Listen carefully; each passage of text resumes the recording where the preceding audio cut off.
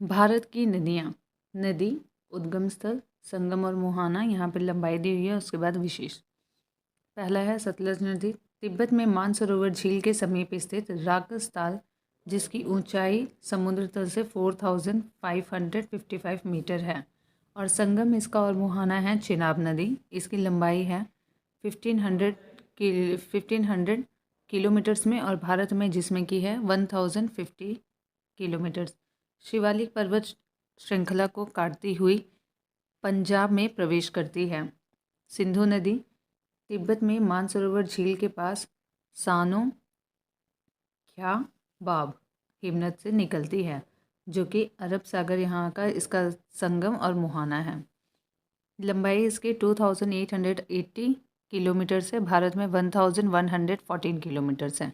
इसकी सहायक नदियाँ हैं सतलज, चिनाब, रावी, व्यास तथा झेलम।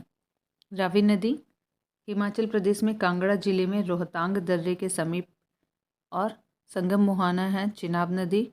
लंबाई है इसकी 725, और इसकी कुछ विशेषता यहाँ मेंशन नहीं है। व्यास नदी हिमाचल प्रदेश में रोहतांग दर्रे के समीप व्यास कुंड से 4330 मीटर की ऊंचाई पर, हरिके और कपूरथला के समीप सतलज नदी। लंबाई इसकी 470 किलोमीटर कुल्लू घाटी से बहती हुई धौलाधर पर्वत को पार कर पंजाब के मैदान में पहुंचती है। झेलम नदी जो है ये बेरीनाग कश्मीर के समीप शेषनाग झील इसका उद्गम है, और इसका संगम और मुहाना चिनाब नदी है। लंबाई 724 किलोमीटर से, और भारत में 400 किलोमीटर है। श्रीनगर में शिकारा या बजरे चलाए जाते हैं। गंगा नदी गंगोत्री के पास गौमुख हिमानी समुद्र तल से 3900 मीटर से भी अधिक ऊंचाई पर, और ये बंगाल की खाड़ी में जाके मिलती है। इसकी लंबाई है 2525। भारत में गंगा, भागीरथी एवं अलकनंदा नदियों का सम्मिलित नाम है।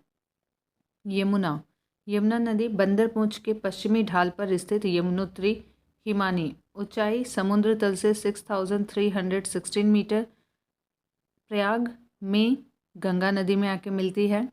1375 किलोमीटर इसकी लंबाई है।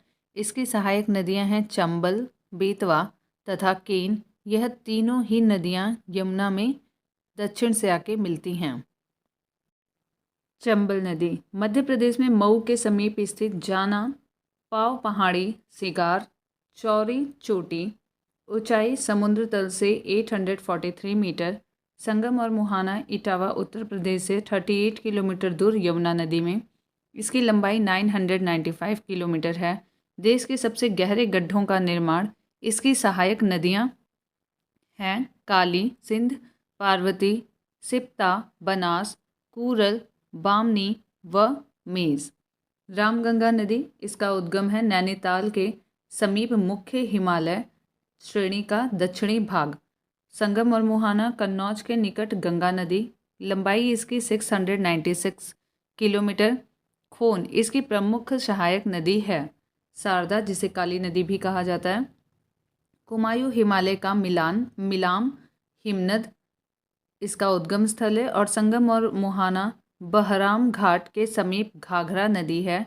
लंबाई इसकी 602 किलोमीटर है। इसकी सहायक नदियां हैं सरमा, लिसार, सरयू या पूर्वी रामगंगा चौकिया।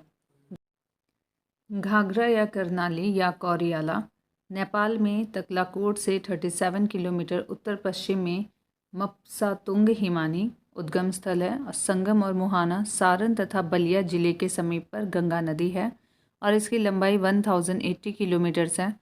शिवालिक को पार करते समय शीश पानी नामक 180 मीटर गहरे गड्ढे का निर्माण। चौकिया तथा छोटी गंगा इसकी सहायक नदियां हैं। गंडक नेपाल में शालिग्राम व मैदानी भाग में नारायणी उद्गम स्थल नेपाल है। उस संगम और मुहाना पटना के समीप गंगा नदी है, और लंबाई इसकी भारत में 425 किलोमीटर है। सहायक नदियां काली गंडक तथा त्रिशूली गंगा है। इसमें मिलने वाले गोल गोल पत्थरों को शालिग्राम कहा जाता है। कोसी नदी गोसाईथान चोटी के उत्तर में है, और संगम इसका मुहाना जो है वो कारागोला के दक्षिण पश्चिम में गंगा नदी है। लंबाई 730 किलोमीटर है। इसकी मुख्य धारा अरुण नदी तिब्बत में पंगचूक है। सहायक नदियां हैं यारू, सुनकोसी, तामूर, कोसी, इंद्रावती, लीखू, दूधकोशी, भोटकोशी, तांबाकोशी आदि। अब आते हैं बेतवा और वैत्रवती नदी पे। मध्य प्रदेश की यह नदी मध्य प्रदेश के रायसेन जिले में कुमार गांव के समीप विंध्याचल पर्वत इसका उद्गम स्थल है और हमीरपुर के समीप यमुना नदी में संगम करती है। 480 किलोमीटर इसकी लंबाई है। ऊपरी मार्ग में कई झरनों का निर्माण करती है। सोन नदी का उद्गम अमरकंटक की पहाड़ियाँ हैं। संगम और मुहाना पटना के समीप गंगा नदी है। लंबाई 780 किलोमीटर है, 780 किलोमीटर है। नर्मदा के समीप उद्गम स्थल है। ब्रह्मपुत्र तिब्बत में शाम्पू और असम में दिहांग नदी।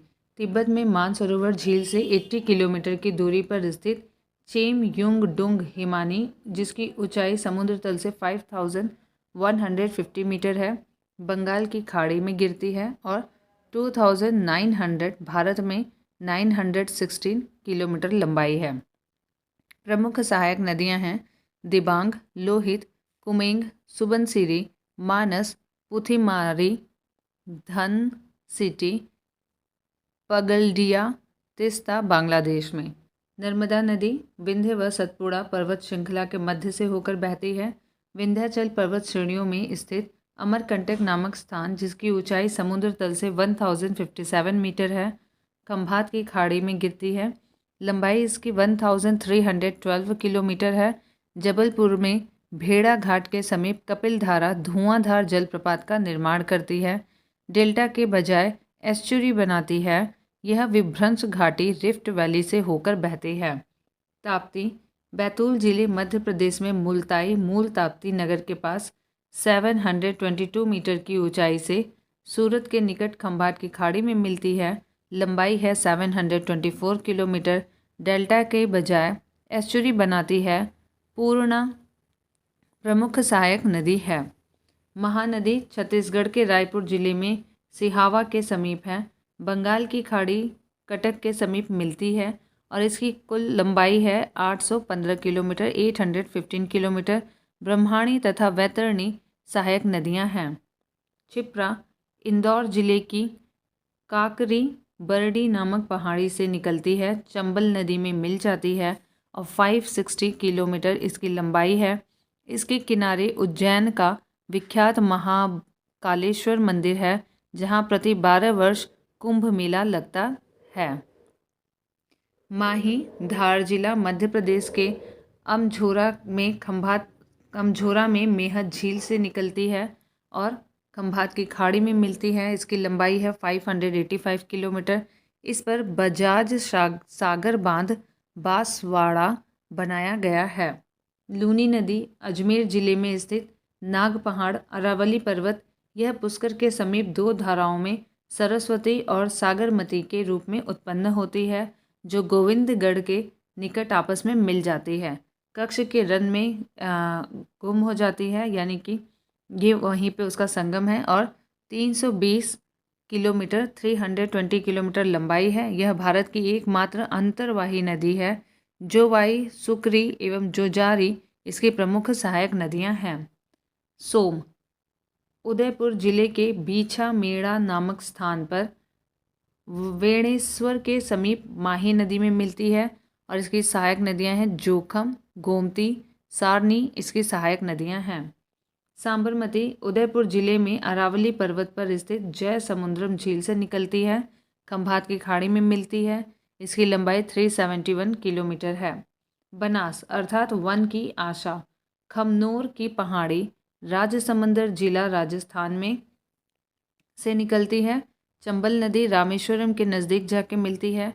लंबाई 480 किलोमीटर है। यह एकमात्र ऐसी नदी है जो संपूर्ण चक्र राजस्थान में ही पूरा करती है। इसकी सहायक नदियों में बेड़च, कोठारी, मानसी खारी, मोरेल हैं।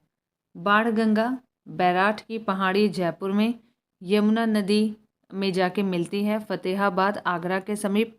इसकी लंबाई 378 किलोमीटर है।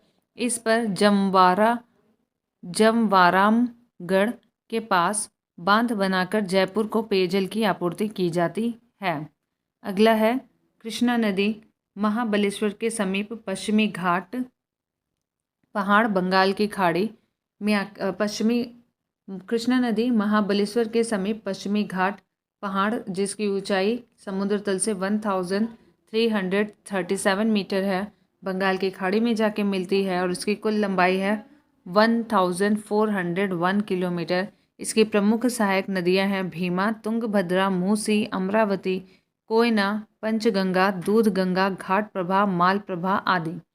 गोदावरी नदी नासिक जिले महाराष्ट्र के त्रयंबक गांव की एक पहाड़ी प्रायद्वीप भारत की सबसे बड़ी व लंबी नदी है गोदावरी, और ये बंगाल की खाड़ी में जाके मिलती है। इसकी लंबाई है 1465 किलोमीटर। इसे वृद्ध गंगा या दक्षिण गंगा भी कहा जाता है। गोदावरी की प्रमुख सहायक नदियां हैं पेनगंगा, इंद्रावती, प्राणहिता, मंजीरा, सबरी, पूर्णा, वैनगंगा, प्रवदा एवं वर्धा। नेक्स्ट नदी है कावेरी, कर्नाटक के कुर्ग जिले में स्थित ब्रह्मगिरी पहाड़ी से निकलती है जिसकी ऊंचाई समुद्र तल से 1341 मीटर है।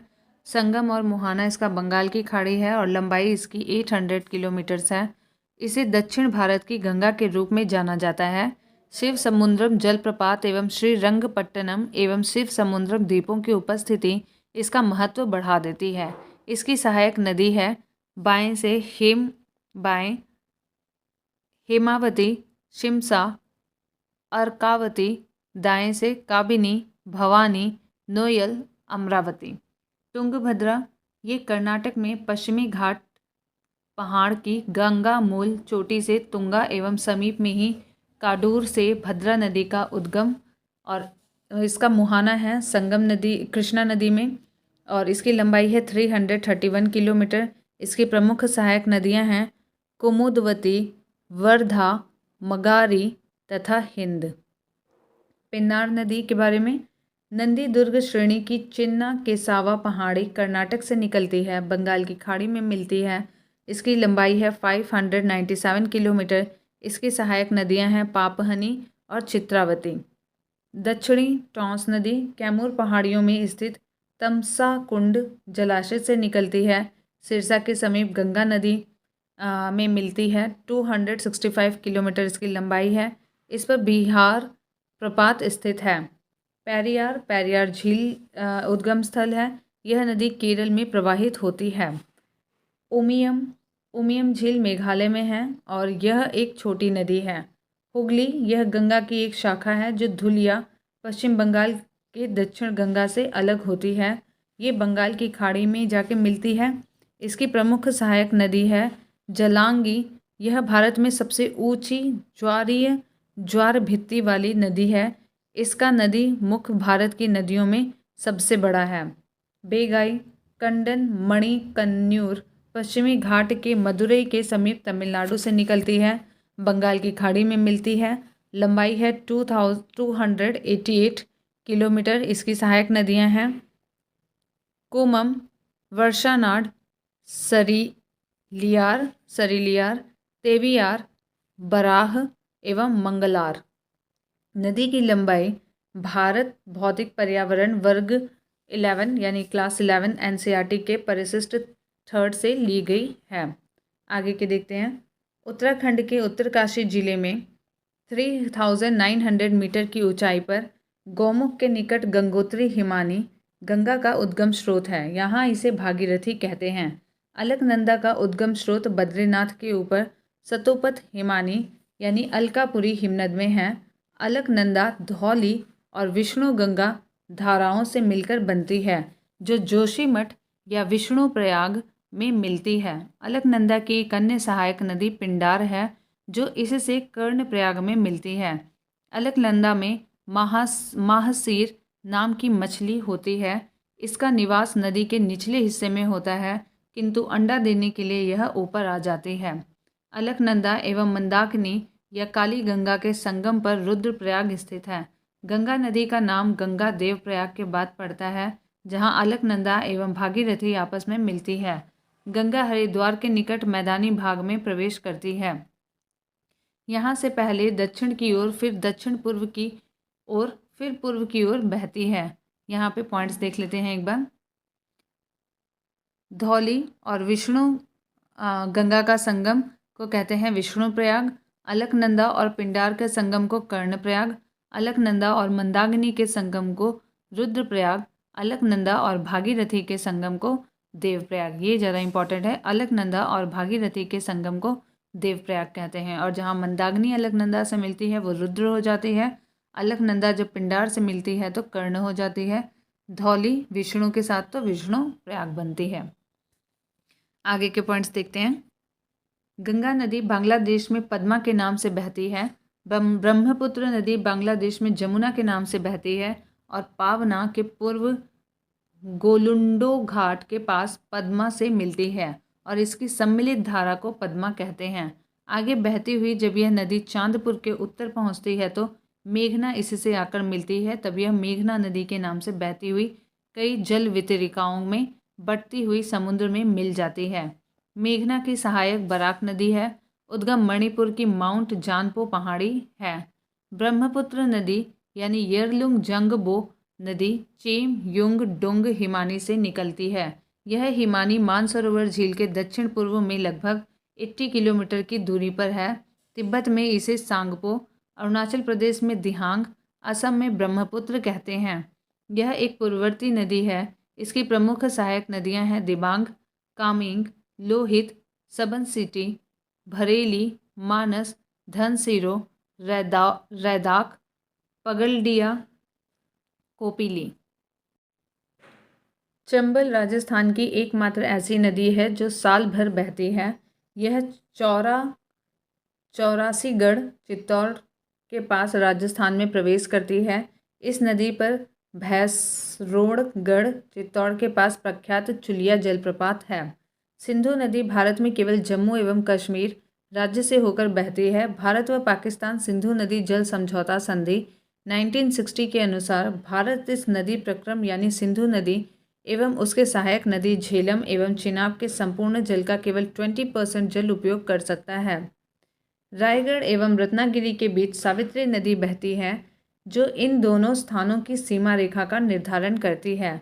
वंशधारा नदी उड़ीसा के कालाहांडी जिले से निकलती है जो गोदावरी एवं ऋषिकुल्या नदी के बीच से बहते हुए बंगाल की खाड़ी में गिरती है। गोदावरी नदी का जलग्रहण क्षेत्र कैचमेंट एरिया भारत के 7 राज्यों महाराष्ट्र, तेलंगाना, छत्तीसगढ़, मध्य प्रदेश, आंध्र प्रदेश, कर्नाटक, उड़ीसा में विस्तृत है।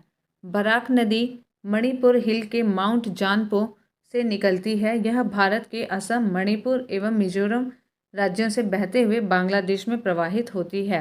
बराक नदी की प्रमुख सहायक नदियां हैं जीरी, धलेश्वरी, सिंगला, लोंगई तथा सोनाई। बांग्लादेश में इसे सुरमा तथा मेघना के नाम से जाना जाता है। बराक नदी को राष्ट्रीय जलमार्ग 6 घोषित किया गया है। इस नदी पर 3 मुख्य बांध अवस्थित है। प्रायद्वीपीय नदियों का उत्तर से दक्षिण की ओर क्रम है महानदी, गोदावरी, कृष्णा, पेन्नार, कावेरी, वैगाई। प्रायद्वीपीय नदियों का लंबाई के अनुसार घटता क्रम है गोदावरी, कृष्णा, नर्मदा, महानदी, कावेरी एवं ताप्ती। 16 सितंबर 2015 को आंध्र प्रदेश सरकार द्वारा लिए गए महत्वपूर्ण निर्णय के अंतर्गत दक्षिण भारत को 2 बड़ी नदियां गोदावरी एवं कृष्णा को जोड़ने का कार्य किया गया।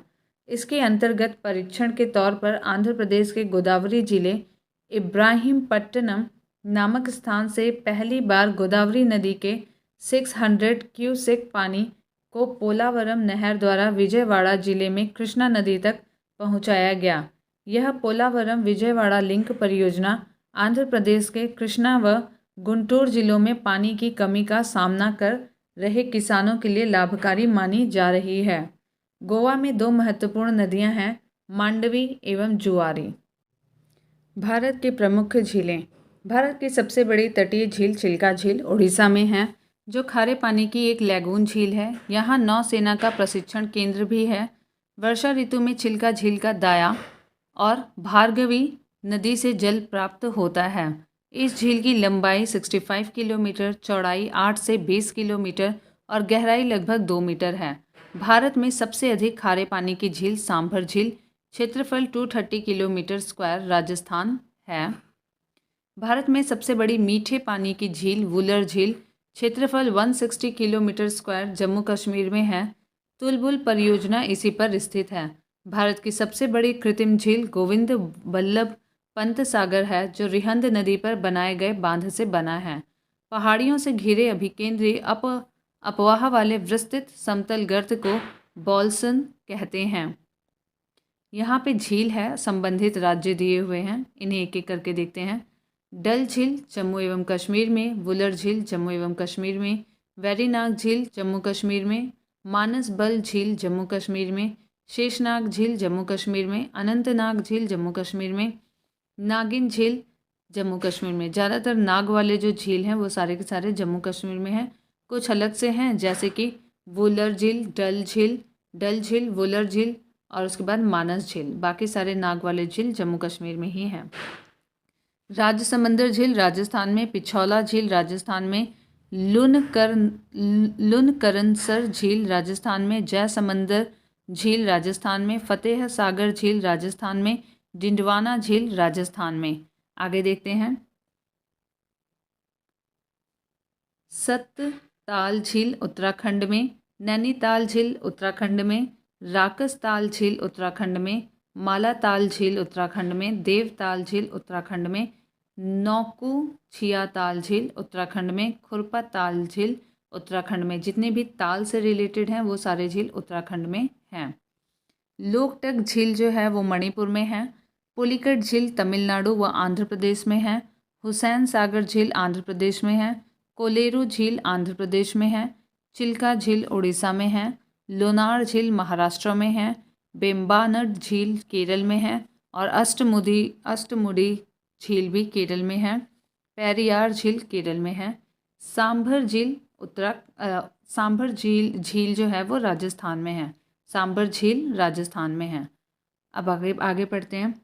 ऊंट-कडाल पुल डल झील के बीच में स्थित है और इसका अधिकांश भाग निशात बाग से दिखाई पड़ता है।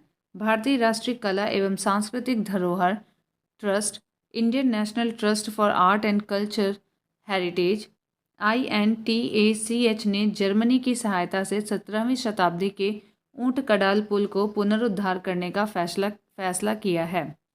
चौरस सतह तथा अनप्रवाहित द्रोणी वाली छोटी झीलों को प्याला कहते हैं। इसमें वर्षा का पानी जमा होता है परंतु जल्द ही भाप बनकर उड़ जाता है। अधिक नमक वाली प्याला को सैलिनास कहते हैं। प्याला को अरब रेगिस्तान में खबारी तथा ममलाहा तथा सहारा में सिट्ट कहते हैं। सांभर व डिडवाना थार मरुस्थल के पूर्वी सिरे पर खारे पानी की झील है। सांभर झील बाल्सन का, डिंडवाना झील प्याला का उदाहरण है। भारत में सबसे अधिक ऊंचाई पर स्थित झील चोलामू लेक सिक्किम में है। तिस्ता नदी का उद्गम यहीं से होता है। महाराष्ट्र के बुलढाना जिले में स्थित लुनार झील ज्वालामुखी उद्गार से बनी झील है। उकाई जो कि गुजरात ताप्ती नदी पर स्थित मानव निर्मित झील है। राणा प्रताप सागर व जवाहर सागर राजस्थान एवं गांधी सागर मध्य प्रदेश चंबल नदी पर स्थित झीलें हैं। नागार्जुन सागर नालकोंडा जिला तेलंगाना तथा गुंटूर जिला आंध्र प्रदेश, कृष्णा नदी पर निजाम सागर तेलंगाना, मंजरा नदी पर एवं तुंगभद्रा कर्नाटक तुंगभद्रा नदी पर मानव निर्मित झील है। लोकटक झील मणिपुर पूर्वोत्तर भारत में मीठे पानी की सबसे बड़ी झील है। इस झील में केबुल लामजाओ नाम का तैरता हुआ राष्ट्रीय पार्क है। ये इंपॉर्टेंट है। हुसैन सागर झील हैदराबाद व सिकंदराबाद के मध्य स्थित है। पश्चिमी तट पर स्थित बेम्बानद झील केरल एक लैगून झील है। इसी झील में वेलिंगटन द्वीप है जहाँ पर राष्ट्रीय नौकायन प्रतियोगिताएं होती हैं। भारत का सबसे छोटा राष्ट्रीय राजमार्ग NH-47A वेलिंगटन द्वीप पर ही है। पूर्वी तट पर स्थित पुलिकट झील भारत की दूसरी सबसे बड़ी लैगून झील है। इसका 84% भाग आंध्र प्रदेश में एवं 16% भाग तमिलनाडु में पड़ता है। बैरियर टापू, जिसका नाम श्रीहरिकोटा है, इसे बंगाल की खाड़ी से अलग करता है। श्रीहरिकोटा द्वीप पर सतीश धवन उपग्रह प्रक्षेपण केंद्र है। पुलिकट झील के जल का मुख्य स्रोत अरानी, कालंजी एवं स्वर्णमुखी नदियां हैं। बंकिंघम नहर पुलिकट झील के पश्चिमी हिस्से में है। पुलिकट झील के आंध्र प्रदेश नालौर जिला वाले हिस्से में 1976 ईस्वी में एवं तमिलनाडु तिरुवल्लुर जिला वाले हिस्से में 1980 ईस्वी में एक पक्षी अभयारण्य स्थापित किया गया। भारत के प्रमुख जलप्रपात है स्थिति और यहाँ पे ऊंचाई दी हुई है। जोग या गरसोप्पा शरावती नदी पर है और इसकी ऊंचाई है 255 मीटर। येन्ना नर्मदा नदी पर है, ऊंचाई है 183 मीटर। शिव समुद्रम कावेरी नदी पर है और इसकी ऊंचाई है 90 मीटर। गोकक नदी पर है और इसकी ऊंचाई है 55 मीटर। पायकारा नीलगिरी क्षेत्र में है। चुलिया चंबल नदी पर है और 18 मीटर ऊंचाई है। पुनासा चंबल नदी पर है और 12 मीटर ऊंचाई है। बिहार टॉन्स नदी पर है और 100 मीटर इसकी ऊंचाई है। धुआंधार नर्मदा नदी पर है और 10 मीटर ऊंचाई है। हुंडरू स्वर्णरेखा नदी पर है, 74 मीटर ऊंचाई है। कावेरी नदी पर तमिलनाडु में होगिनकल जलप्रपात तथा कर्नाटक राज्य में भारचुक्की और बालमुरी जलप्रपात अवस्थित हैं। भारत की जलवायु किसी क्षेत्र में लंबे समय तक जो मौसम की स्थिति होती है उसे उस स्थान की जलवायु कहते हैं। भारत की जलवायु उष्णकटिबंधीय मानसूनी जलवायु है। मौसम किसी स्थान पर थोड़े समय की, जैसे एक दिन या एक सप्ताह की वायुमंडलीय अवस्थाओं को वहाँ का मौसम कहते हैं। भारत में मौसम संबंधी सेवा सन 1875 ईस्वी में आरंभ की गई थी। मौसम संबंधी सेवा सन 1875 में आरंभ की गई थी। तब इसका मुख्यालय शिमला में था। प्रथम विश्व युद्ध के बाद इसका मुख्यालय पुणे लाया गया। अब भारत के मौसम संबंधी मानचित्र वहीं से प्रकाशित होते हैं। भारतीय जलवायु को मानसून के अलावे प्रभावित करने वाले दो प्रमुख कारक हैं। पहला, उत्तर में हिमालय पर्वत। इसकी उपस्थिति के कारण मध्य एशिया से आने वाली शीतल हवाएं भारत में नहीं आ पाती हैं। दक्षिण में हिंद महासागर। इसकी उपस्थिति एवं भूमध्य रेखा की समीपता के कारण उष्णकटिबंधीय जलवायु अपने आदर्श स्वरूप में पाई जाती है। मानसूनी पवनों द्वारा समय समय पर अपनी दिशा पूर्णतः बदल लेने के कारण भारत में निम्न 4 ऋतु चक्रवत पाई जाती है। पहले शीत ऋतु 15 दिसंबर से 15 मार्च तक, ग्रीष्म ऋतु 16 मार्च से 15 जून तक, वर्षा ऋतु 16 जून से 15 सितंबर तक, शरद ऋतु 16 सितंबर से 14 दिसंबर तक। ये तिथियां एक सामान्य सीमा रेखा को तय करती हैं। मानसून पवनों के आगमन एवं प्रत्यावर्तन में होने वाला विलंब इनको पर्याप्त रूप से प्रभावित करता है। उत्तरी भारत के मैदानी भागों में शीत ऋतु में वर्षा पश्चिमी विक्षोभ या जेट स्ट्रीम के कारण होती है। राजस्थान में इस वर्षा को माबट कहते हैं। जाड़े के दिनों में जनवरी फरवरी महीने में तमिलनाडु के तटों पर या कोरोमंडल तट पर वर्षा लौटती हुई मानसून या उत्तरी पूर्वी मानसून के कारण होती है। ग्रीष्म ऋतु में असम एवं पश्चिमी बंगाल राज्यों में तीव्र आर्द्र हवाएं चलने लगती हैं, जिनसे गरज के साथ वर्षा हो जाती है। इन हवाओं को पूर्वी भारत में नॉर्वेस्टर एवं बंगाल में काल बैसाखी के नाम से जाना जाता है। कर्नाटक में इसे चेरी ब्लॉसम एवं कॉफ़ी वर्षा कहा जाता है, जो कॉफ़ी की कृषि के लिए लाभदायक होता है। आम की फसल के लिए लाभदायक होने के कारण इसे दक्षिण भारत केरल में आम्र वर्षा मैंगो शावर कहते हैं। उत्तर पश्चिम भारत के शुष्क भागों में ग्रीष्म ऋतु में चलने वाली गर्म एवं शुष्क हवाओं को लू कहा जाता है।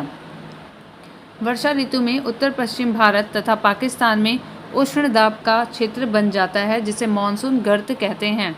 इसी समय उत्तरी अंतः उष्ण अभिसरण NITC उत्तर की ओर खिसकने लगती है, जिसके कारण विषुवतरेखी पछुआ पवन एवं दक्षिणी गोलार्ध की दक्षिण पूर्वी वाणिज्यिक पवन विषुवत रेखा को पार कर फेरेल के नियम का अनुसरण करते हुए भारत में प्रवाहित होने लगती है, जिसे दक्षिण पश्चिम मानसून के नाम से जाना जाता है।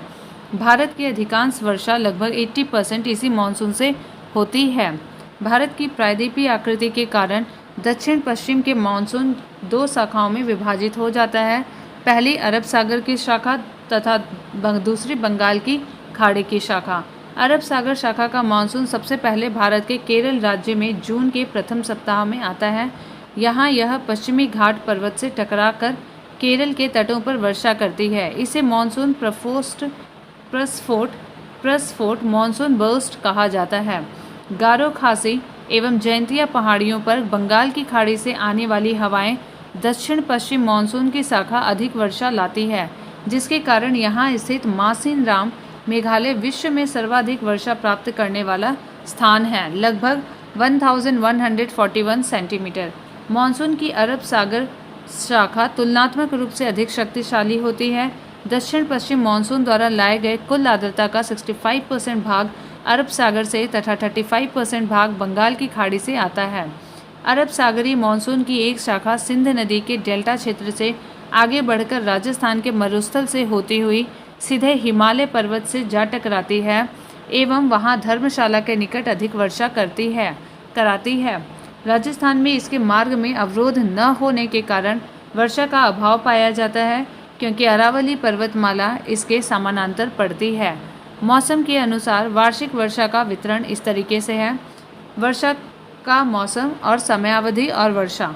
दक्षिण पश्चिम मानसून जून से सितंबर तक होती है और इससे 73.7% वर्षा प्राप्त होती है। परवर्ती मानसून काल अक्टूबर से दिसंबर के महीने में और ये 13.3% वर्षा देती है। पूर्व मानसून काल मार्च से मई तक का महीना और 10% वर्षा। शीत ऋतु या उत्तर पश्चिम मानसून जनवरी से फरवरी का समय और 2.6% वर्षा। तमिलनाडु पश्चिमी घाट के पर्वत दृष्टि छाया क्षेत्र में पड़ता है, अतः यहाँ दक्षिण पश्चिम मानसून द्वारा काफ़ी कम वर्षा होती है। तमिलनाडु में शरदकालीन वर्षा उत्तर पूर्वी मानसून के कारण होती है। शरद ऋतु को मानसून प्रत्यावर्तन का काल रिट्रेटिंग मानसून सीजन कहा जाता है। इस ऋतु में बंगाल की खाड़ी एवं अरब सागर में उष्णकटिबंधीय चक्रवातों की उत्पत्ति होती है। इन चक्रवातों से पूर्वी तटीय क्षेत्रों में मुख्यतः आंध्र प्रदेश एवं उड़ीसा तथा पश्चिमी तटीय क्षेत्र में गुजरात में काफ़ी क्षति पहुंचती है। प्रत्यावर्ती मानसून या मानसून निर्वतन से सबसे अधिक वर्षा तमिलनाडु में होती है। एल नीनो और भारतीय मानसून। एल नीनो एक जटिल मौसम तंत्र है जो हर 5 या 10 साल बाद प्रकट होता है। इसके कारण संसार के विभिन्न भागों में सूखा, बाढ़ और मौसम की चरम अवस्थाएं आती हैं। पूर्वी प्रशांत महासागर में पेरू के तट के निकट उष्ण समुद्री धारा के रूप में प्रकट होती है। इससे भारत सहित अनेक स्थानों का मौसम प्रभावित होता है। एल नीनो भूमध्य रेखीय उष्ण समुद्री धारा का विस्तार मात्र है, जो अस्थायी रूप से ठंडी पेरुवियन अथवा हम्बोल्ट धारा पर प्रतिस्थापित हो जाती है। यह धारा पेरू तट के जल का तापमान 10 डिग्री सेल्सियस तक बढ़ा देती है। इसके निम्नलिखित परिणाम होते हैं: भूमध्य रेखीय वायुमंडलीय परिसंचरण में विकृति, समुद्री जल के वाष्पन में अनियमितता, प्लवक की मात्रा में कमी जिससे समुद्र में मछलियों की संख्या घट जाती है। भारत में मानसून की लंबी अवधि के पूर्वानुमान के लिए एल नीनो का उपयोग होता है। एल नीनो का शाब्दिक अर्थ बालक ईशा है, क्योंकि यह धारा दिसंबर के महीने में क्रिसमस के आसपास नजर आती है। पेरू दक्षिणी गोलार्ध दिसंबर गर्मी का महीना होता है।